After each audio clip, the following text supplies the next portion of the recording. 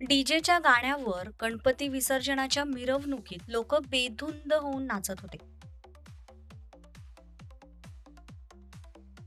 आणि त्याच वेळेला गर्दीतून एक मुलगा वाट दिसेल तिकडे पळत होता. त्याच्या मागे 5-6 जण लागले होते.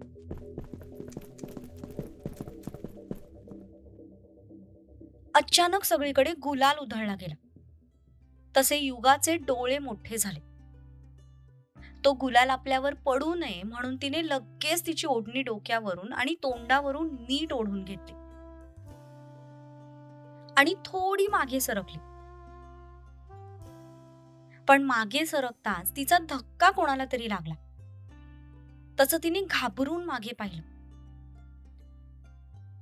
आणि त्यातच तिची सँडल तिरपी झाली.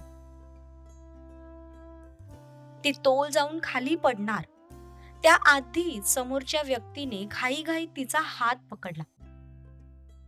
आपण आता खाली पडणार असं वाटून तिने डोळे गच्च मिटले. पण काही सेकंदातच तिला तिचं पूर्ण शरीर हवेत तरंगल्यासारखं जाणवलं. तसे तिने अलगद तिचे डोळे उघडले. एका हाताने अजूनही तिने तिच्या तोंडावरची ओढणी घट्ट पकडली होती. तिने अलगद डोळे उघडले खरे, पण हवेत अजूनही तिला गुलाल दिसत होता. समोरचं नीट स्पष्ट काहीच दिसत नव्हतं, पण कोणीतरी आपला हात पकडून आपल्याला पकडलंय एवढंच तिला जाणवत होतं. तिचं लक्ष त्याच्या हाताकडे गेलं. त्याच्या हातात एक कडं होतं, जे त्याच्या पुरुषी राकट हाताला भलतंच शोभून दिसत होतं. थोडा वेळ डोळ्यांची उघड झाप करत तिने त्याच्या चेहऱ्याकडे पाहिलं.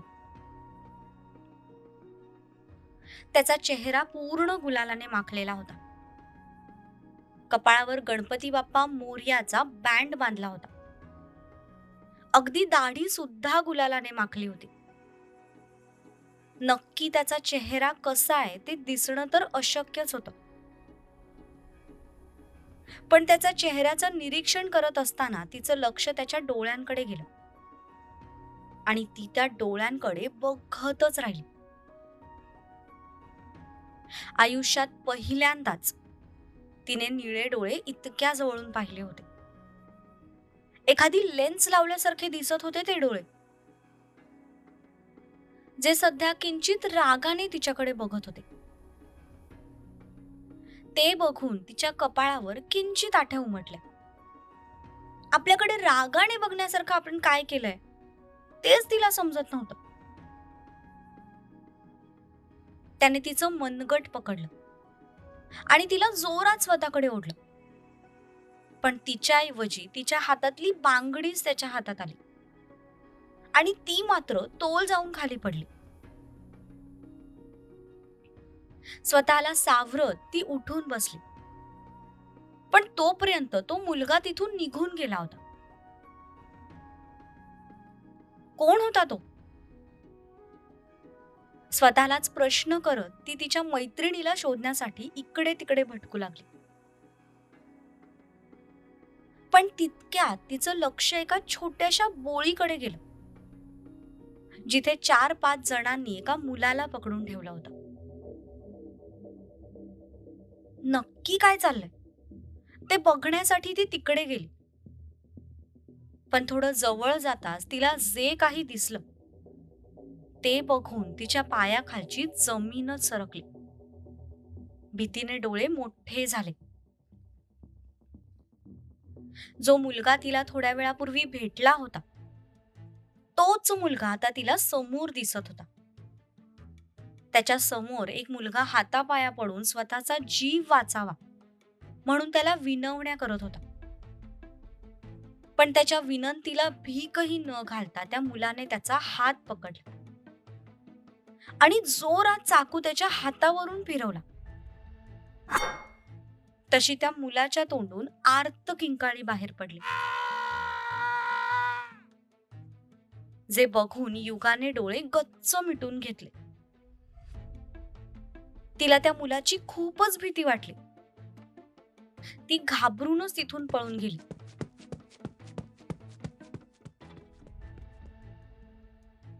घाबरून पळत असतानाच तिला तिची मैत्रीण भेटली. दोघीही तिथून घरी निघून गेल्या. घरी आल्यानंतर सुद्धा त्या मुलाचं ते क्रूर रूप युगाच्या नजरेसमोरून जात नव्हतं. आयुष्यात पुन्हा तो आपल्याला कधीच दिसू नये यासाठी ती देवाकडे विनंती करू लागली होती. तितक्यात तिच्या लक्षात आलं की आपल्या हातात एक बांगडीच नाहीये. तशी ती इकडे तिकडे बघू लागली. ती बांगडी तिच्या आईची होती. तिच्या आईची शेवटची निशाणी. इकडे तिकडे शोधून ती थकून गेली आणि अचानक तिला आठवलं की विसर्जनाच्या मिरवणुकीत त्या मुलाने तिचा हात पकडला होता. माझी बांगडी चुकून त्या मुलाकडे तर गेली नसेल? हा विचार मनात येताच भीतीने तिच्या अंगावर काटा आला. त्याच वेळी इकडे सक्षमने पाणी तोंडावर शिंपडायला सुरुवात केली. हळूहळू चेहऱ्यावरचा गुलाल उतरत होता. जसा जसा गुलाल उतरू लागला होता तसा तसा त्याचा चेहरा दिसू लागला होता. चेहऱ्यावर अजूनही गुलालाची गुलाबी छटा होती. थोड्या वेळापूर्वी रागीट दिसणारा त्याचा तो चेहरा आता हळूहळू शांत होऊ लागला होता. थोड्या वेळापूर्वीचे डोळ्यातले ते करारी भाव जाऊन आता त्याचे निळसर डोळे एकदम शांत दिसू लागले होते. तो अगदी त्याच्या वडिलांचीच सावली होता. एखाद्या समुद्रासारखा होता. दुरून दिसायला शांत, पण एकदा खवळला की कोणाच्या बापालाही न ऐकणारा. तो होता पाटलांचा पहिला वारस, सक्षम सत्यजित पाटील.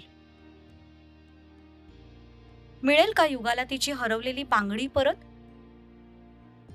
की ही बांगडीच ठरेल त्यांच्यातलं कधीही न तुटणारं अतूट बंधन? कशी असेल पाटलांची नवीन पिढी? त्यांच्यासारखीच की त्यांच्याही वरचढ? जाणून घेण्यासाठी नक्की बघा आघात प्रेमाचा सीझन 4.